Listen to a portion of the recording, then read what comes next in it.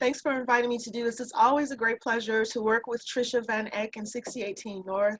So thank you. I'm sorry that this is happening. I'd rather be talking about manifesting and other things, but this is what we need right now. And I did a 1 hour talk yesterday or workshop online with Creative Capital, and I have the same content that I'd like to talk about, but there I didn't have contact. I couldn't see who was in that workshop. I think someone has their microphone on, so I'm hearing, if everyone can make sure that your mic is muted. Thank you. Um, and if you want to unmute to make a comment, just go ahead and do that. But just about yesterday, there were a lot of people in the live stream, and so it was impossible for me to see people who were participating. I couldn't see the live chat. I just had to talk as though I was talking into a void, which was awkward. So I'm grateful. I'm grateful for that experience, but I'm grateful to be able to see who's here. Hey, Bao. Hey, Tina. People who I know, and hello to those of you who I plan to know. And I see Sherry Rush is here, and Deidre, Joe, Dave, Mark, welcome. Is it Niema? We've met before, right? I think, or I've heard your name. So hello. Naima. Naima. We met at the Chicago Artists Coalition. Great. Thank you so much. And Layla, thank you everybody for being here. I appreciate it. And this is a smaller group.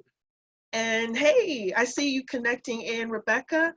So I appreciate the smaller group and the intimacy. And I would like to do part 1 this week and part 2 next week.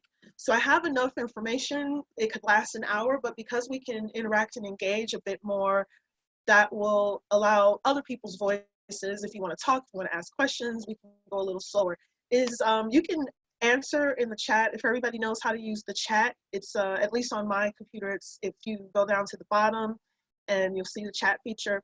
Would everybody like to come back next week? If so, I can do part 2 if you're available. And Trisha, the replays will be available, so even if people miss it, they miss part 1, they can go back and see it.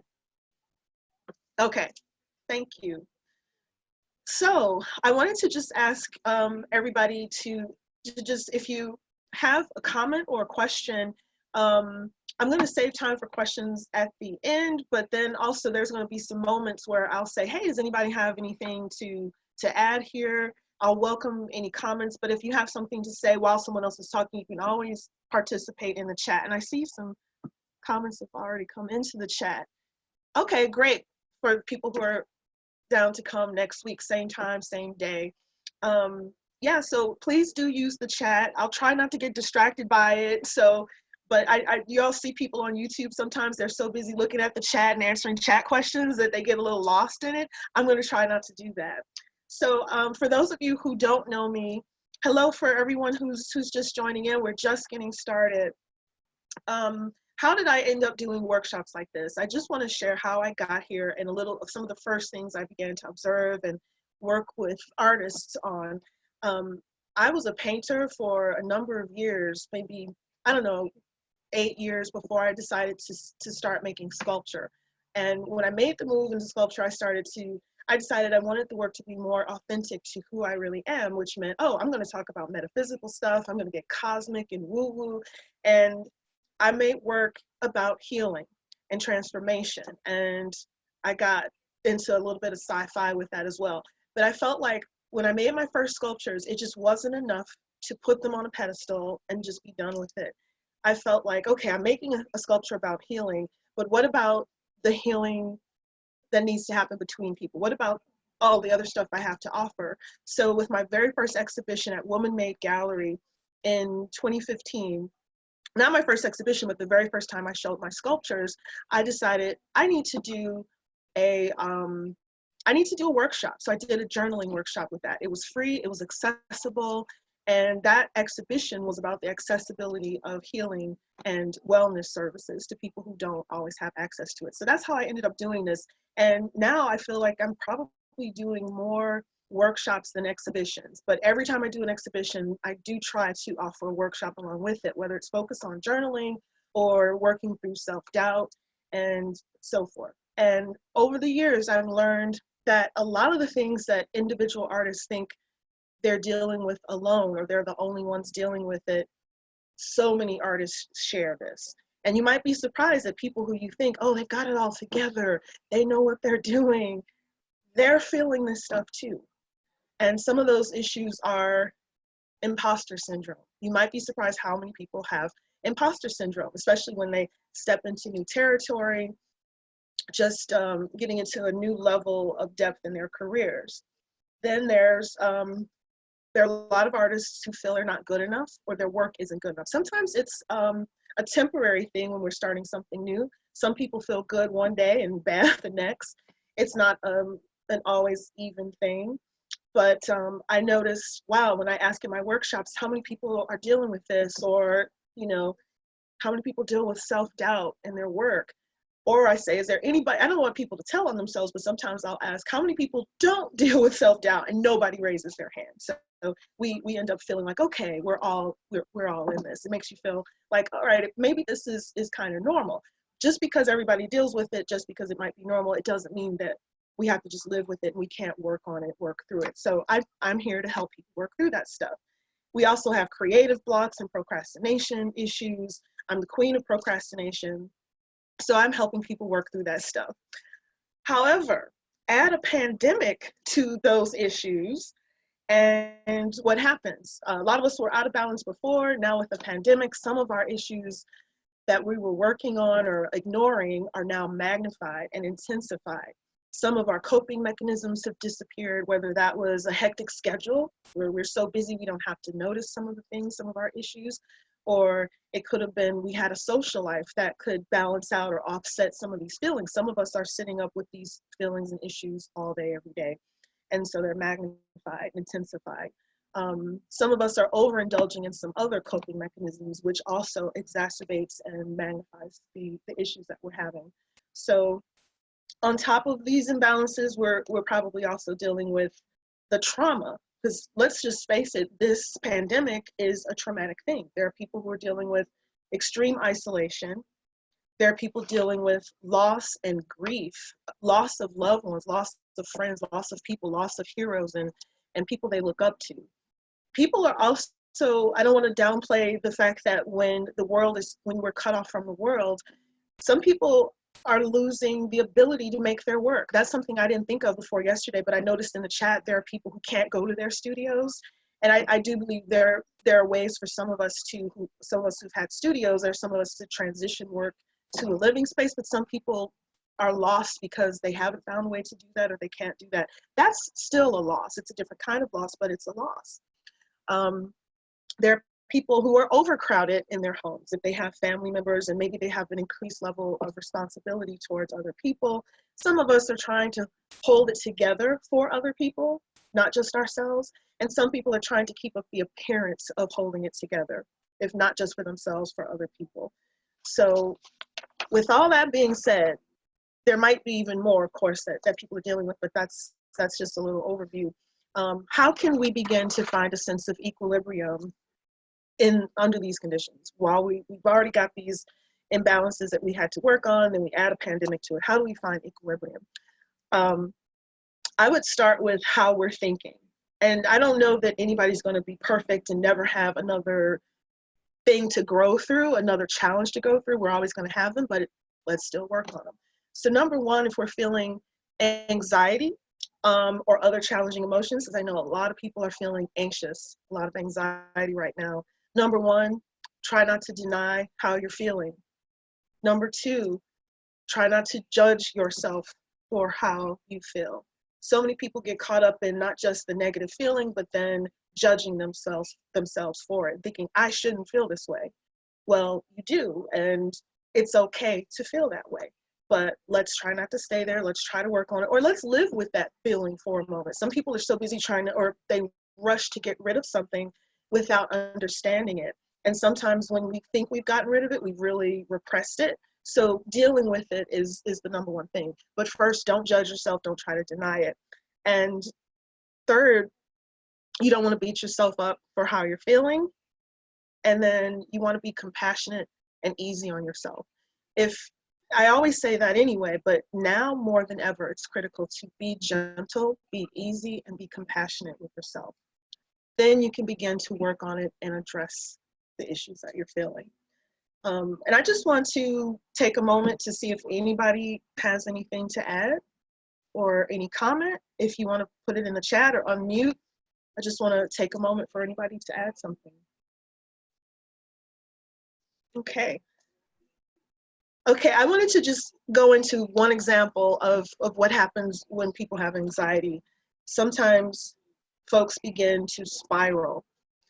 And I'm pretty sure, I mean, a lot of people use that term, but it's like a worry that then begets and leads to another worry.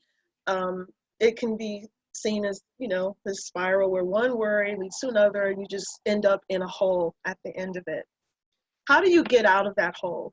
Well, for some people, if you can start a habit, you can prevent yourself from, once you notice yourself falling, you can say, oh, let me stop right here. But some of us end up in the hole before we notice what we're doing. If that happens, is that something that resonates with people? Anybody start to worry and then it leads to another worry? Okay, I'll keep going. Because otherwise, I don't know what else I would talk about. But spiraling is such a big issue.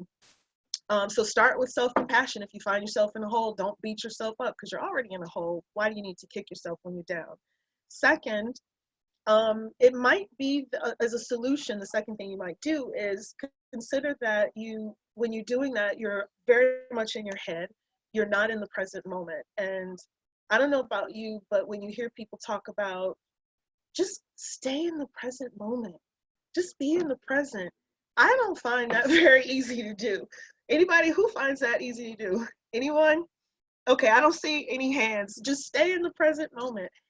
I'm not able to do that, especially when I'm worrying. It's like telling somebody to snap out of it when they're having a panic attack. But what works for me is doing something that helps bring me back into the present moment when I am lost in fears of things that haven't happened and that might not happen. But right now, it's even more crucial because we're worried about things that are very looming and very real, a lot of us.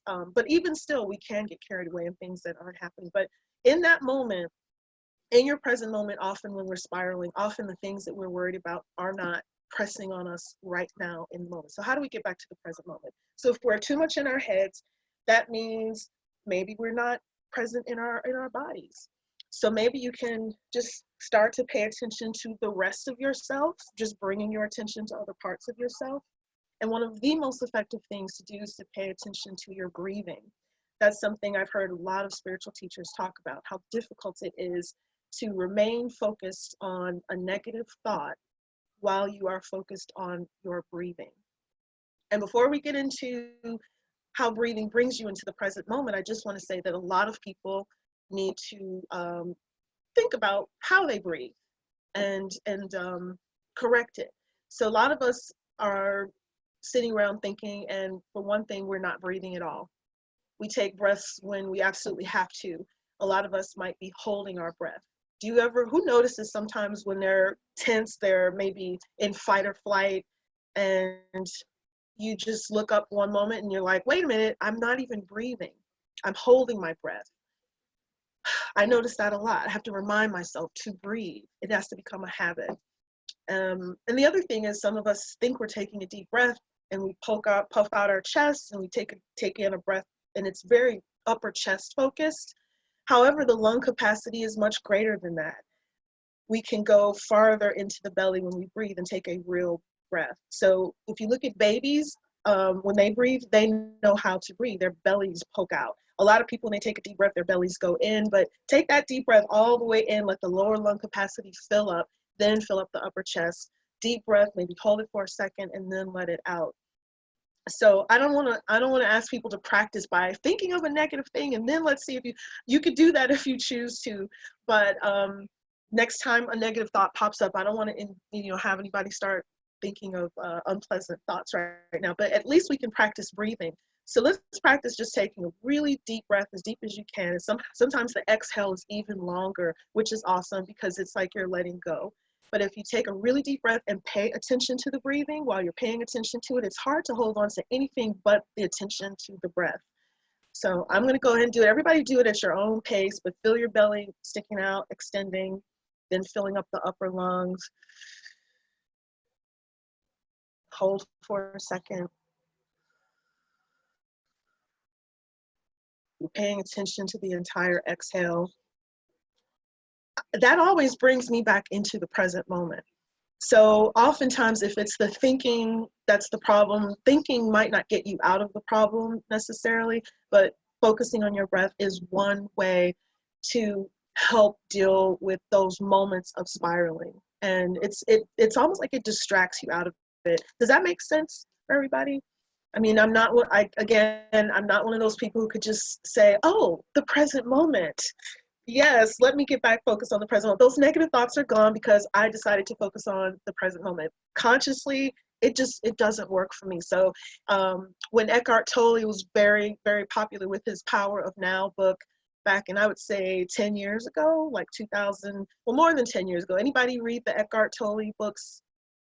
He talked about the power of now. All he talked about was the present. The solution to every problem was get back in the present moment. And I love what he says, but it's just, you got to be some kind of a yogi or like some kind of power guru, Tibetan monk to be able to just jump into the present moment.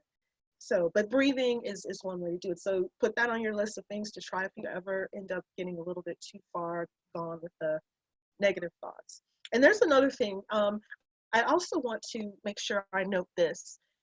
There is such a thing as toxic positivity, where people act like if you have a negative experience or a negative feeling that it's bad, that it's wrong, and people put words out there and phrases out there like positive vibes only, and they think, and that's kind of toxic because we have a full spectrum of emotions, and if something negative happens and you need to think about it, you need to experience it, allow yourself to go through it. You shouldn't force yourself to stay positive all the time. We have to deal with it. But the thing is, we don't want to dwell. Dealing with something is different from dwelling on something, and also making something into a bigger thing than it is. A lot of the things that frustrate us or irritate us or upset us, we need to focus on it at least for a moment to understand it, and to see if there's a message in it for us, if there's an opportunity for growth in it for us. So working through something is different from allowing something to work you over and take over your whole consciousness. So we want to deal with it, but not dwell on it. And spiraling is a form of, what's that word, catastrophizing, or just going too far with it. So in no way am I saying that we should avoid our negative feelings. And another thing that's happening right now is grief and loss. And it's okay if you, for instance, one of the things that happens to us as artists is we deal with a lot of rejection, whether we're actors, performers, visual artists, painters, whatever it is. We apply for things, we put ourselves out there, and we get rejection letters, we get turned down because we're always competing.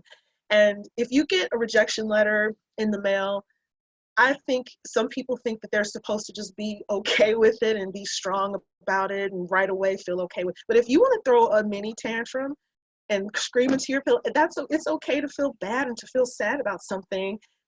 Give yourself time to grieve.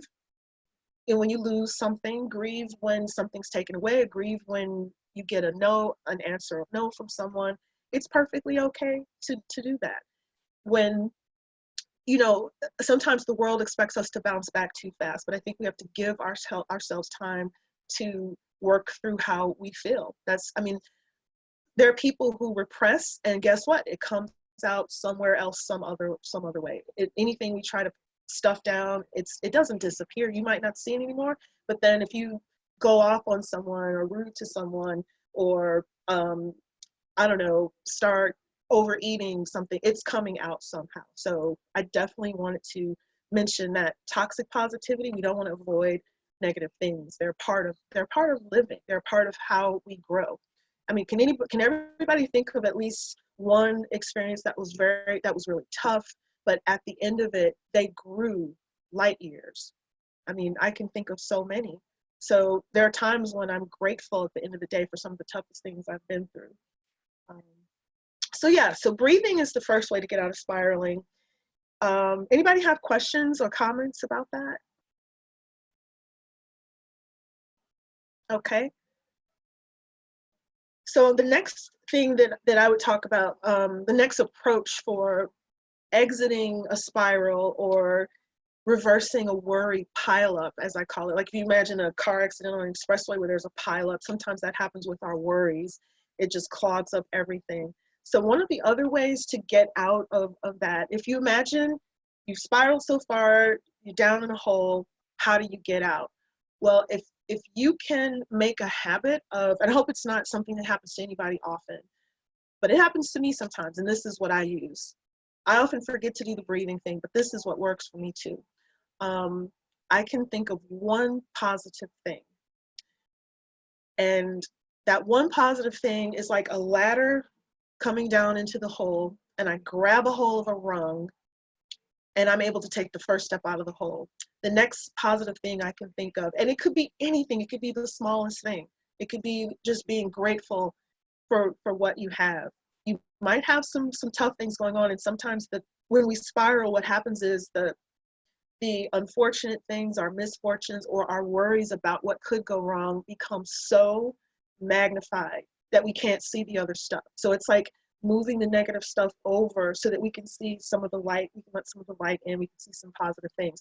So if you can think of, it could just be like, oh, I have my comfy, cozy stuffed animal from childhood that I love, or oh, I have some macaroni and cheese in the fridge that I love that I'm going to eat, or my aunt's peach cobbler, whatever it is. If there's something, and it could be, oh, I won this award, and I'm grateful for that. Think of something you're grateful for, something good you have access to, something you look forward to, a good memory. If you're in a spiral because you're thinking negative things about yourself, doubting yourself, you could think of the wonderful things about yourself. Or if it's hard to think in your own voice, if sometimes we're the ones who got us in the hole, maybe we can envision someone else to get us out. If you've ever had anyone in your life, or if you currently have anyone in your life who believes in you, who compliments you, who sees the parts of you that you can't yet see, hear their voice.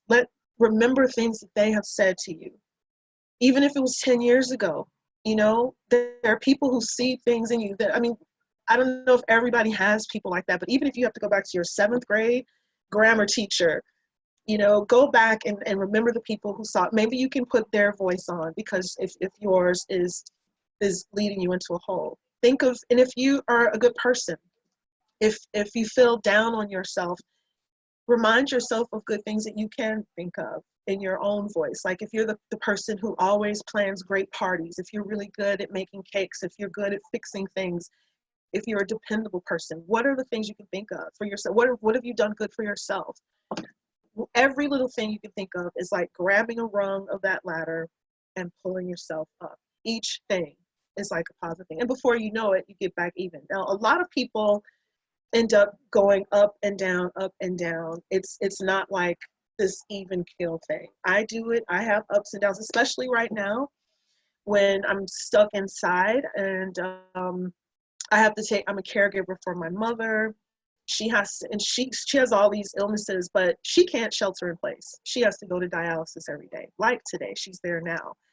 And my sister is the one who goes out, and they say in a family, one person needs to be going out and doing the grocery shopping. And grocery shopping was one of my pastimes, and I'm not the one designated to do it. So I'm stuck in a studio apartment most of the time, or my building. But then when I think about that, and if I start to feel a little claustrophobic in my life, I start to think, well, wow, we're very fortunate because we all lived close together. We're in the same complex. We're in a high rise. My mom's just 6 floors above me. What a blessing that is. So if I can think of things that are frustrating, I can think of just as many things that I have to be grateful for. My sister lives in the next building. She has a car. Even though the tire was flat and we had to work around that today, and I had to get them an Uber because you got to get to dialysis. That's a life-saving thing. But every negative thing I can think of something I'm grateful for. So the next part of that is so we got breathing, we've got thinking of positive things to bring us out of the spiral, like rungs on a ladder. And the 4th thing you can do is, and this is a little bit different. This isn't when you're in the spiral or right in the midst of a worry pileup. This is when things are good and when you're feeling happy. what you can do is write a note to yourself on the day that you're not feeling good. So you would write a note to yourself to read next time you end up in a hole. Now, we would love to think there's not going to be a next time, but just in case, it's like a rescue kit. You can put a box together and put some things into it that make you feel good. You can write notes, love notes to yourself. You can have a deck of, if anybody has a deck of oracle cards with nice messages on them, you can put your favorite thing in there, and you can just make it's like a care package for yourself. Or you can make a list, and one of the things that can go in there, or if you're not the care package type, you can just make a list of those positive things, because it might be hard to access positive while you're in the hole. But if you're on the day when you're feeling good, if you make that list in advance and use that, but you need to have it handy. That's the other challenge. Sometimes when we're in a hole, we can't think of the positive, but that's why we get deeper into it. But if a lot of us knew, if we get practice at it, if it becomes a habit, then we might not even get to the bottom of this hole. Is this resonating? Okay, great. So the list of things that you can make in advance, and I feel a little awkward saying this because I almost feel like I'm saying, yeah, you're gonna end up in a hole again. And I don't like to think that way, but it's like, just in case, I hope we don't, but just in case, I'm gonna make this happy list of good things that I know will make me feel better. And I can make a list of things I'm grateful for, a list of my favorite things, a list of things I love and appreciate about the world, about other people, about myself, things I look forward to. You can make all those lists. And maybe the very next time, if you happen to need it, you might think, oh, I can get that list. Maybe after 15 minutes of spiraling and you're deep in a hole.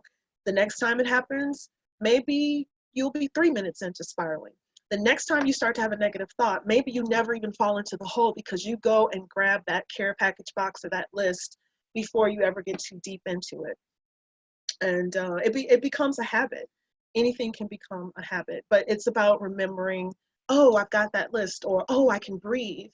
And for some of us, if it is happening often, especially now with any kind of anxiety, we can write a message on our hands. We can get a tattoo of, a temporary tattoo on our hands, put a sticker on your hand, put a Post-it note up to remind yourself, wherever you're going to be, just put reminders up. Remember to use that list if you need it. Remember those positive things. You can even put the positive things around your house if you need reminders for yourself, hanging them up wherever you might need them.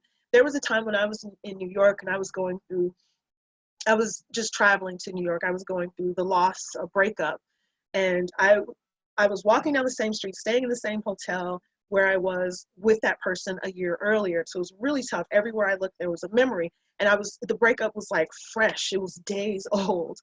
And I carried in my pocket some affirmations. And every single time I started feeling bad, I would read those affirmations and I would literally feel something coming over me that just brought me back to myself, that brought me back to center.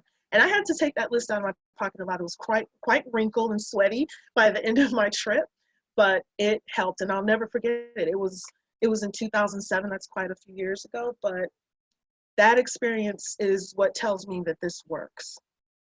And I want to pause here just to see, does anybody have questions or comments?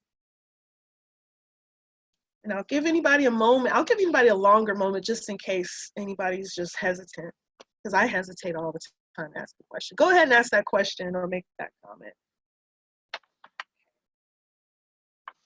All right. So we might get through the whole hour this week because I usually have lots of room for people who want to ask questions. Deidre says, reminds me of an earthquake kit. You all, if anybody's got the chat open, for anybody who doesn't have the chat open, it reminds me of an earthquake kit. And I've never had to think about an earthquake kit because I've only experienced one earthquake in Illinois. It happened in another part of Illinois, but I was awake at 4 a.m. and I felt the aftershocks. I saw my drink, the water in my glass tilting crazy, and nobody believed me when I went to work the next day and said, I think there was an earthquake in Illinois. And they were like, no way, you're crazy. But I've never really, can you share a little bit what goes in an what do people put in an earthquake kit? You can unmute if you want. Well, if you've ever lived in San Francisco, you have to have one just in case. You know, everybody has one in their home somewhere, just in case the electricity goes off or the power goes off. So there's candles and a flashlight and batteries or some emergency supplies like that. It just reminded me, like, just in case. Yeah, peanut butter, and you don't want the earthquake. You're not encouraging an earthquake, but you're just saying in case. It's like better to be prepared than not. I You know also what? I also saw an artist who made a gumball machine, and the gumball machine would release different kinds of candy depending on how bad the earthquake was. Wow, interesting. Yeah, and somebody's got candles, peanut butter, Cliff Bars. Rebecca, what happens? What's inside the gumball machine? I don't exactly remember all the details, but I think it would release a different colored gumball Okay, depending on how bad like the magnitude of the earthquake. okay, interesting. You know, Rhonda, thanks for sharing all of that. That's a great. I've never heard anybody give that as a tip before, but when I was younger, like 17, I struggled with depression, and felt like I was two different people.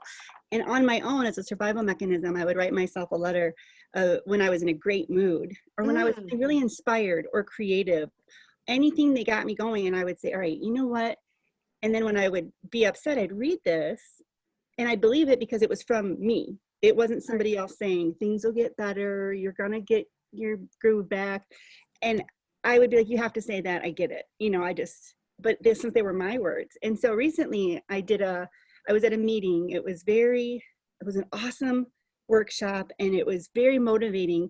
And I thought, I'm gonna write myself a letter. And I'm like, you know what, better yet, I'm at my computer, I just hit record. And I recorded this 10-minute video to myself because I just had so much positive energy. And I wanted to save that somehow. So I haven't listened to it yet, but I haven't pulled it out yet. But I can't wait for the day when I'm feeling so low or uninspired that I play that. And hopefully I'm going to be able to recapture it. But I love these ideas. Awesome. You know, that means a lot that you shared that, Tina. I really appreciate it, because when I'm over here making these suggestions, I can imagine somebody saying, yeah, right, that's not gonna work. I'm not saying any of you will, but I have had people at workshops who just, are a little skeptical or don't really trust and believe. But I can say something worked for me, but the fact that you've literally done it and it works, that's amazing. And I think that the idea of a video is great, because if you can see your own expression, you can hear your own voice, you see your own face, and you trust it's all the energy that's coming out for you. I even think if you have during this pandemic a really good day, that would be a wonderful time to make a video. If you can find a great day during this pandemic where something went well, and you make a video for yourself, a message for yourself, because when the pandemic's not here, hopefully it'll go away and we will be in a good place again. But there might be a day when everything's good in the world again, and we have a bad day. And if we can look back at a video we made during the pandemic, and we can tell ourselves, wow, I had a good day during the pandemic, let me get back in touch with that version of myself. If I could manage to find something good to talk about, if I could feel good, then that can inspire me and pull me back away from the brink today. So thank you so much for that evidence, that proof that it does work. So, and also I just want to acknowledge that not every solution is going to work for everybody, and I'm not under the illusion that everything works. Like, for instance, I talk a lot about journaling, but I'm a journaler. I'm biased. I started journaling when I was in 5th grade, and I just took a bunch of pieces of notebook paper, stapled them together, and wrote Top Secret on it. I still have it. I still have most of my journals. Got rid of the college ones because an ex-boyfriend read some of them, but I might be happy that I can't go back and look at some of that stuff anyway. But I also have, my education is in writing. I was born a writer, so I'm very biased. And sometimes I get people in workshops who say they hate writing. And I want to be careful of pushing too hard to convince people to try writing. But I do realize that some people hate writing because of what trauma that happened in schools, where they wrote a paper that they thought was great. And I don't really know how teachers grade, if teachers still grade paper printed out, but I mean, I've seen lots of red marks in my day. maybe I haven't seen as many because I was good at writing. People always encourage my writing, but nonetheless, you got your grade in red. If there was a mistake, it was in red, and that's traumatizing. But I try to tell people that when you journal, it's very different. It's an audience of one. It's just for you. If you want to write like a cave person, if you want to curse every other letter and swear, you can. Whatever gets you through, it's liberating. It's just for yourself if you can hide it well enough. Because there was a time when I was a teenager and I had a diary, one of the ones that I still have that you could lock up with a little key. And I thought I was Inspector Gadget because I was so clever in how I hid this journal. I put it under my mattress. Who would ever think of that? Well, my younger sister figured it out. We shared a bedroom together. I don't know necessarily how. Did she see me put it there? But I came home I walked into our bedroom one day to find her with my journal wide open on the bed, and she was asleep. And I'm thinking, boy, am I going to get her? There's no, you know how some people talk their way out of something? I'm like, she can't talk her way out of this. She's guilty, red-handed. Well, she woke up and got mad at me because the journal was so boring it put her to sleep. So I like to share that little story as a prelude to how important it is to keep your journals safe and secret. And why is that? In my very, very first journaling workshop, the first one I did for adults with that exhibition at Woman Made Gallery, someone was saying, what if I would like to write a journal for my daughter or something like that. And I said, well, that's a different kind of journal because you have an audience. You're writing, it's a journal of your life, but it's written for your daughter. There are things about your life that you need to write down or that you might feel you need to write down that you would never want a child of yours to see. There are things that you need to get off your chest, things you're experiencing. You might not want them to see it from the perspective of a conversation with yourself. So journaling is about personal growth. It's about getting to know yourself better. And that brings me into the next segment. But before I go too far, Tricia wants to. Your mic is muted. I have one question. What happens if you're in a hole that you don't really know you're in? What do you do then? If you don't know you're in the hole, and a lot of people just, if you're lacking self-awareness, that is tough because you don't even know you need to do anything. You know what I mean? Can anybody else answer that question where you're in a hole and you don't know? Anybody else have any thoughts about that? Because really it's the outside world that will reflect back to you. You need to work on yourself. And if that person's going to listen, I don't know, maybe that person's lesson is just different. Anybody else want to say something? Is that Layla? Is it? Yeah.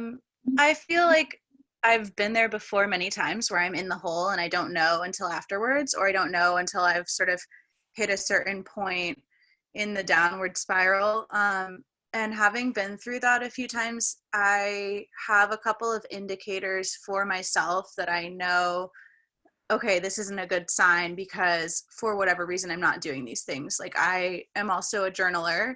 And so for me, it's a red flag if I look at my journal and I haven't written in it in maybe more than 10 days or something like that. If you have your sort of self-care habits that you're normally practicing when you're doing really well, I think for me, it's when those kind of drop off that I'm like, okay, time to take a step back and investigate. And I would say maybe when you're in a better place, looking at those things that make you feel better, and sort of making a mental list of what those are or what your life starts to look like when you're in a spiral, and using those as an indicator to sort of come back to center is helpful for me.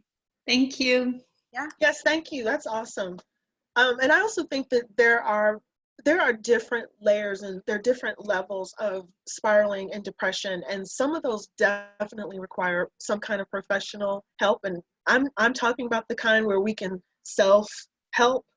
So I'm not talking about the kind where people really need to see a professional. And some of the other things, like what you mentioned, Layla, make me think of, something is wrong when you aren't doing your chores, when you look around your home and you're not keeping it up the way you're used to, when you're not able to do the things you're used to doing. And I think it's hard for people to know, when do I need to seek a professional and when can I just work on this myself? And so if anybody ever gets to that point, I definitely hope that you can find resources. I hope that you feel comfortable seeking resources. The world is changing where people are normalizing folks seeking mental health. And someone just put something in as an occasional, this is from Joe. Thank you, Joe, in advance. And as an occasional writing teacher / editor, just want to say that editing and suggestions in red pen can be caring. Criticism can represent care and be love. Absolutely. And the issue is just the way some people receive it. It might be, you know, coming from a teacher in a caring, loving way. And I've started to, as a consultant, I help people with their essays for graduate business school. And they often have to write a book's worth of essays to get into Harvard, Stanford, Wharton. And for 20-something years, I've been helping people write and edit these essays as a coach. I make them do a lot of work. And I made a decision to never use red because I have learned that it does trigger people. So I use purple, I use blue, and I've really learned how to, I mean, I'm not saying I'm perfect because I'm always learning and growing, but I've tried to use language that's very loving and supportive. And I require my clients to have their first feedback session on the phone so that it's not just text and words, because I want them to hear that I have a caring voice. I want to be able to have a dialogue back and forth so we can problem solve together. And because a lot of people are in panic mode and crisis mode when they're trying to apply to school. This is their life. So yeah, I mean, and some teachers are, when they're doing criticism, there's a way to do it that's loving, but often when the voice is absent on the paper and we see that red ink, it can be received in a harsh way. And some teachers were harsh, but you're probably a very loving, caring teacher, and it can come across in your handwriting. If you're writing something, it can come across in encouraging words, but there are definitely teachers who are not like you, who make you feel horrible for using the wrong verb tense, and so forth. But thank you for making that comment, because there are definitely ways. And sometimes it doesn't matter what color the pen is. It's just the history of being told you're wrong. And in our culture, being wrong, people are afraid to be wrong because we murder people emotionally. We murder people, like the cancel culture. And it's not new. People get punished so badly. People are so afraid of making a mistake and being seen as wrong. That's why in classes, people don't raise their hand to try to give the answer. People are nervous to be the first one to try because, you know, when you're wrong about something, some people make such a big deal. Some people punish too harshly for the wrong answer, and it has traumatized people. I think it's a cultural thing. We would be a little bit more willing to take certain risks and put ourselves out there if our culture didn't make it so bad to be wrong. And then, you know, so again, people being traumatized by the red ink because of either the way they received criticism or the way a teacher put it out there. But thank you again for that. Does anybody else want to add? I want to say thank you for saying that it really helps me out based on what you were saying previously. And just wanted to point out that in the current pandemic, if you are teaching or if there are sort of workshops that you hold, this kind of thing, it is harder because I think people, both teachers and students, don't feel what you're talking about in terms of a calm voice, in terms of someone who's present, because we're present less, and we're present less physically. And I know that as a teacher, that has affected me a lot. So just I feel like it's a great point to make now too, because I think people are really going through that, feeling a lack of connection in a mentor or a teacher role now. Absolutely. Yeah, and I'm not teaching classes where I see students every day, but I definitely know what you're saying. I teach teens in an after-school program at Hyde Park Arts Center, and we've been meeting. We had our second weekly meeting yesterday, and this is an advanced teen track class where they're supposed to be on a career track for art. And I think that some institutions I'm hearing are pushing professors and teachers to try to act like it's business as usual, life as normal, but it's anything but normal. And even though the teens aren't expressive of what they're feeling, I do start every session by asking, how's everybody doing? If someone's sitting there and they haven't said anything, I'm like, hey, is everything okay? We're a close-knit group, we're a small group. And I make sure that I start off every session by asking the mentors who are in their 20s, to just share how they're feeling and recognizing, hey, people have feelings. We're not only here. I'm putting the humanity first and the work second. And I know that that's not happening in their schools. And some of them are, you know, their families are okay, but they're suffering the loss of a lot of their activities. Some people are thriving because they didn't like going to school in the first place, and they just want to sit home and make their art. But whatever it is they want to express, I just want to give them space to share that. And I would love to hear that that's happening across the board. But, you know, everybody's got a learning experience. And even if we have people in our lives who are not warm and loving, they are not just our school teachers, but everything that is frustrating and challenging is a teacher. That's why I try to look at it. And it helps me take the blame off. So I'm not sitting around thinking about how horrible this person is. Sometimes I do, but I don't stay in that mode, because I quickly move into, what am I supposed to learn from this? How am I being called to grow from this? So even the folks who you know aren't putting humanity first, I look at how that's a message for me after I deal with my anger and my frustration, because I definitely go to my journal and I vent. I mean, I deal with my anger. I don't just let it sit there. I will deal with it in my journal, use every curse word, make up new curse words, and just get it out of my system. And then I might talk to a friend after I've processed it a bit. And then later I start working on, well, what's the message? Where's the growth? And I'm like, I'm really angry. How can I get rid of this anger? Let me see the growth so I can start to switch out of it. And often when I see that there is a powerful lesson in it, that transmutes. That word transmute, meaning just completely dissipates and heals the energy of the negative stuff I was feeling. But I got to go through let myself go through the anger first. Sometimes I wish I was more Zen Buddhist. I'm like, wow, why can't I be, you know, like what they say about the Zens, because I don't want to go through this challenge. But I let myself go through it. It's okay to get angry and have a fit, want to yell and scream, but we go through it. And that's the only way to go through it.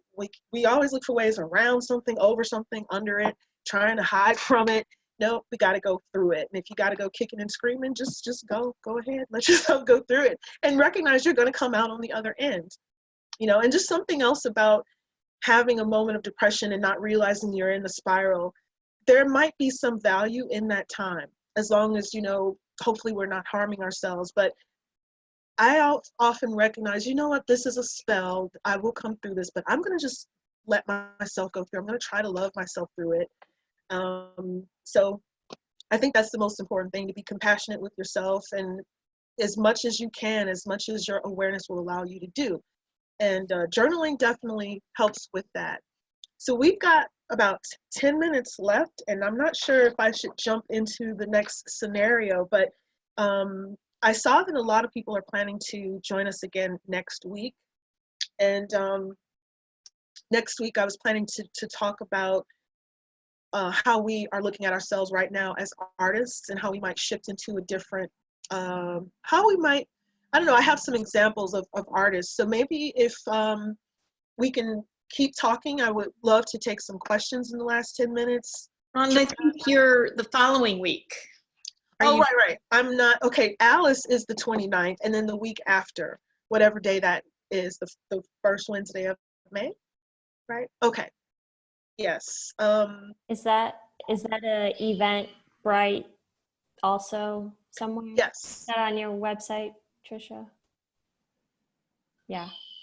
Trisha, we'll be sending out information. Oh, and you know what? If anybody wants to think of a question, I'm going to screen share my contact information, so that if you want to connect with me online, I'm going to just screen share that for a moment. Wait a second.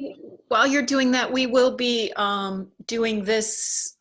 These sessions will continue. Rhonda so Alice is next Wednesday, and then Rhonda will be the week after. And so it'll be on the same Eventbrite page, or you can go to our website, or you can just, what is another way?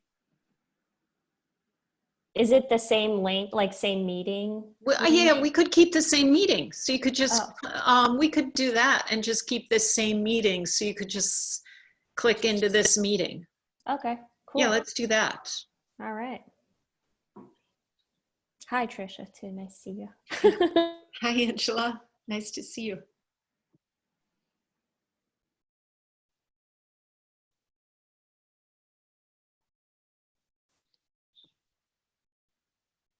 And there's a someone asked in the chat, or Joe asked in the chat. Hi, Joe.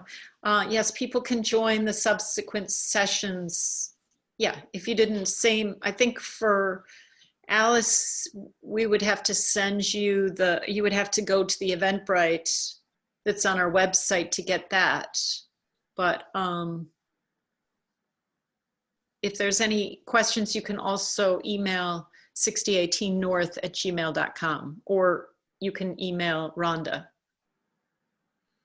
Yeah, so I have here if you want to join my mailing list, I am developing a website, but I am being very compassionate and gentle with myself and not trying to do too much. But my business, Spark Elevation, I'm building that now, and it's going to be a resource for people, not just creative people, but I'm planning to eventually put workshops online, guided meditations.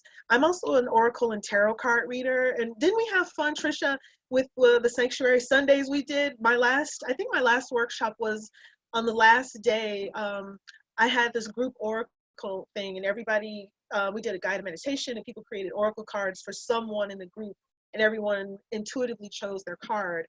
And but then I did tarot readings. It was such a small group. So I do readings for people. I plan to talk about Oracle and offer services.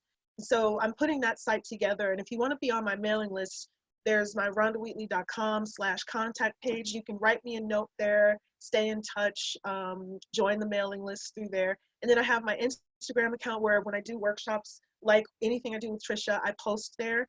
And then I have a Twitter account as well where I post what I hope to be little growth and self-growth, personal development, inspirational types of stuff. But if you'd like to stay in touch, I would also love to stay in touch. And so for anyone who asked, I hope you got the answer about how we'll be putting out the next notification. If you're on the 6018 North email address, I get those emails. You can find out about all the events going on. And then if you're following both of us on Instagram, you'll find out. I'm on Facebook too. So, and I know some of you I already know I'm connected with, but I do try to post on Facebook. I've been doing more on Instagram and so forth.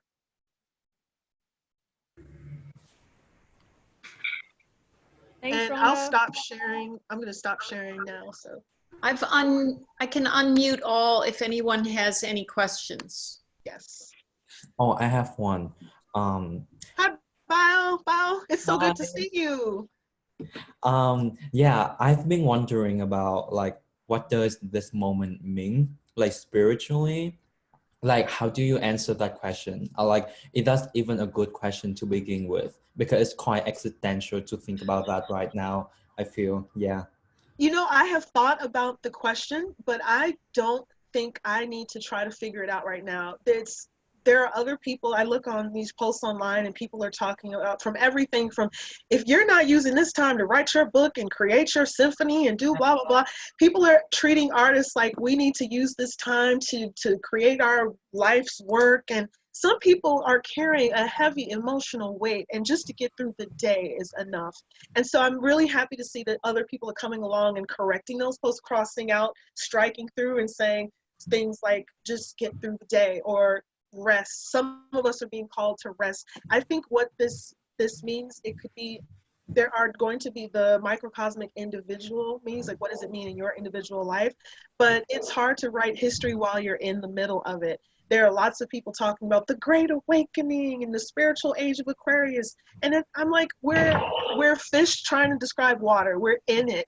And I'm not going to try to define what this is. Some people think it's the end of the world, just like 2012 was the end of the world.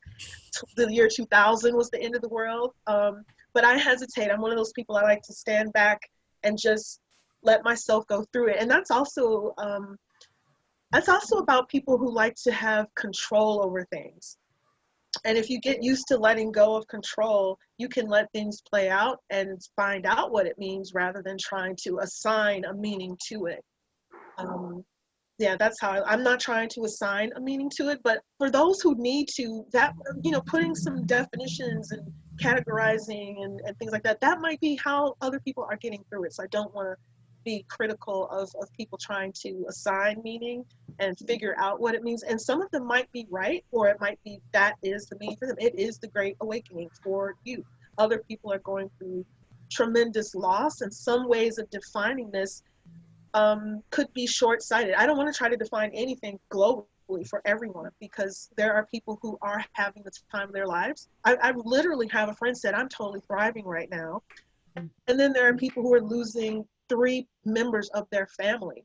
So it's very different for everyone. And some people may grow from a terrible experience and come out different on the other end, but that's up to them and their trajectory. But that's an amazing, wonderful question. It has been on my mind, and I haven't talked about it with anybody. So I'm really glad that you brought it up. And what else do you think about it, Bao? So I read this Facebook post, and it basically talking about how this moment is like the result of collective karma, which kind of makes sense, but also it's like, I don't know, like, but I don't know. yeah, like Because karma. it's blaming people for being bad. Exactly. That's why, like, when I'm thinking about karma, it's like, yeah, like, but And some people think of karma as punishment, but it's really balance. So I'll give you an example of what I mean. Like, a lot of people who talk about karma believe in reincarnation. And if you think about, some people might look at someone, say, who's born a paraplegic, unable to see, as someone who is punished from another lifetime. That might be the way someone would describe it. But what if you looked at it from the lens of balance? That person could have been Mother Teresa in one life, and they spent their entire life giving to others. So then they're born in a life where they can't give, and all they have to do is receive. And someone has to do everything for them. That might look really weird from our culture, our cultural perspective, but in terms of balance, karma is not thinking about any of that. But I think karma is more about balance than it is about punishment, because I'm the kind of person, I don't believe in punishment. I believe that people who are hurting others are hurt themselves. So I just don't think of it that. So by definition of the word karma, I might not agree with that, because there are pastors going around saying that the virus is punishment for people being gay, and then that same pastor got the virus. So what's really happening? I did read that. So yeah, I think people have to be careful about what they're saying, and I step back and I'm like, let me observe rather than try to define, and let me not. I don't know anything. I like to look at it that way. The more I try to learn, and I just learned to ask better and bigger questions, and I'm more comfortable. I used to wish I could figure out the whole universe and get the keys to the universe. And I have things that I believe in. Those beliefs evolve and grow. But I'm like a lot of people I see, the older people, I stopped looking for the keys to the universe, because, we can see less than 1%. We can observe less than 1% of the things there are to experience in this universe. So who am I? Who are we with our senses to grasp that through the human body?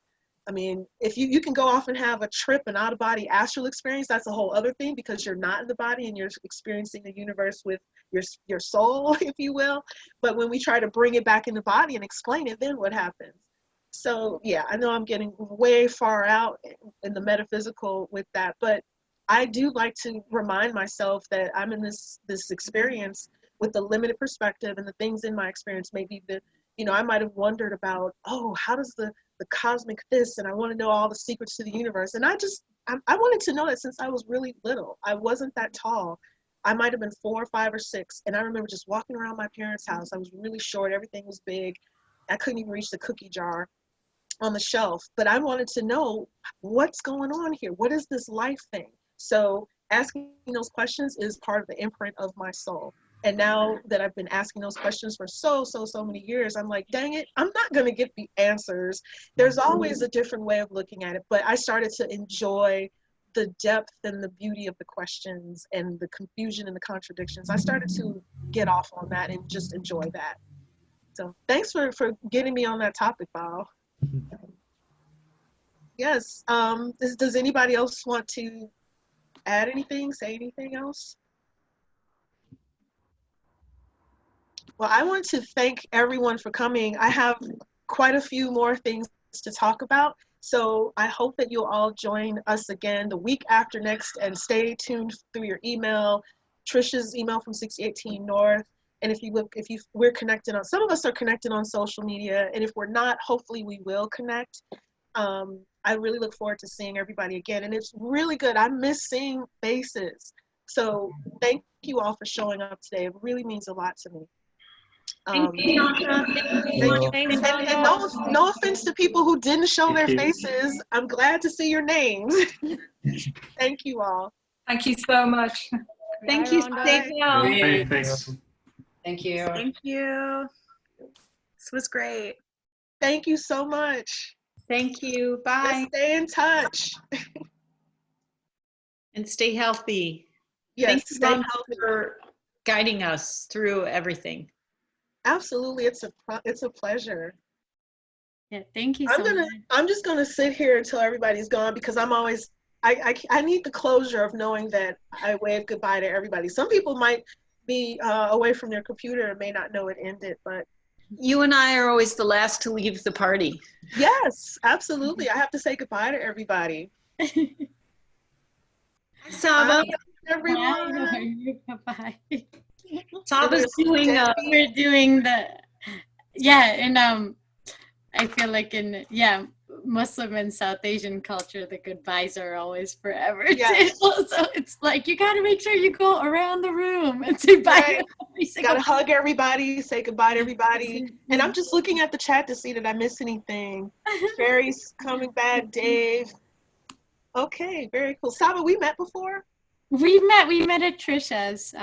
Okay, you look familiar. Yeah. Okay. We met actually. I think you were going to do one of the sanctuary Sunday sessions. Yes. We kind of just crossed paths. Yeah. Oh, right, because your work was going to the Lubeznik Center. Yes, I dropped off. Okay. Then, yeah. So, Rhonda, Saba's doing a sewing circle this weekend. Yeah, but well, they were originally, sewing circles, but then kind of felt inspired by the moment to, obviously, we can't, everything has to be virtual now, and wanting to make it, accessible to as many folks as possible. So I'm having people respond to kind of, I blew up like an interior view of, based on some of the images I was seeing online of a corona cell, and I'm having people respond to a fragment of it through drawing. But kind of thinking about some of the ideas you brought up today in terms of reflecting on what healing means and growth means at this moment. And then they will, so during the workshop, the idea is that you're either you're responding to the fragment that you have through drawing or mixed media, whatever materials you have on hand, and then you'll just take a photo of it and upload it to a shared folder. And my hope is that the end result, I work mainly in embroidery and also drawing and performance, so I'd like to put together machine embroidery with the fragment pieces, and also then a word cloud, another textile that would be a word cloud of people's reflections that they submit in. So yeah, we'll see how it goes. But I have 2 of those coming up in May. Thank you. Wonderful. Yeah.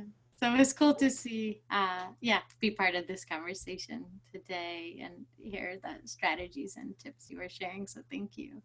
Well, I'm super psyched to do this. I'm really glad. I mean, it feels so good to slow down, to give people, to see who's present. And it felt really good to see the familiar faces. There were people on yesterday's call who I didn't even know they were there. It was so awkward. I felt like literally I'm talking into the void.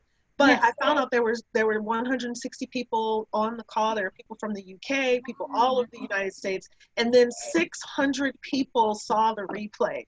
So that's the biggest audience, and that's just a day after the replay should be up for a little bit. But I'm covering the exact same material, but here I have twice as much time so we can engage, and I'm saying a lot more stuff. There's a lot more because it's a little bit more laid back because I can see everybody. I know people are, on the same page, and it feels a lot more like the live workshops this way. Yeah. But we do what we can there. I'm not complaining because there are 160 people I never would have had a chance to connect with, and definitely they have been connecting. I got messages from them, so that part felt good when I got to look at the chat, because I couldn't even see the chat. I got to look at the chat later and see how people had questions, were resonating. They were fielding questions to me, picking them out, but there were people who followed me later, and it just felt good to hear from folks and to be surprised by some of the people who were there who I had no clue even knew about it. Yeah. I really appreciate how you say humanity first and work second. I think that's how you always work. I tend to work first, let somebody else figure out the humanity. So it's really nice that you said that and stated that, and actually you lived it, and you live that. But that I think I do, and I'm not sure you don't, Trisha. I'm not sure about that. Yeah, I know. I would push back on that too, Trisha. Well, it always seems like I start first with the work, and then eventually we'll get to the humanity. But there wasn't a pandemic, going on before, so that's you pre-pandemic. But the fact that you're the one hosting this, that you thought to do this, what does that say? Well, I look to you. So. But still, you looked. You got me and Alice, and not everybody's doing this. But I think that does show your, the fact that you did a Justice Hotel, the fact that you did, Sanctuary Sundays as part of that, and you attended each and every one of them. I didn't even. I mean, we had the expo weekend, but no, I mean, we both agree, Saba, we both agree, Trisha does put humanity first. Yes. Yeah, that's true. I remember when I asked you about the Justice Hotel events, that you told me you went to every single one of them, and I thought, wow, what can other curators say? Something like that. And I don't know, there was at least 70 or something events, right? It was quite a number. Well, I was at them, but some of the sanctuaries, like we had construction going on, so I just kind of let Rhonda manage them, and I kind of said hello and then escaped to deal with contractors and stuff. So, the one day that you really weren't present, there were two. The one big construction day when we were upstairs in the bedroom, and then the day when there was the open house.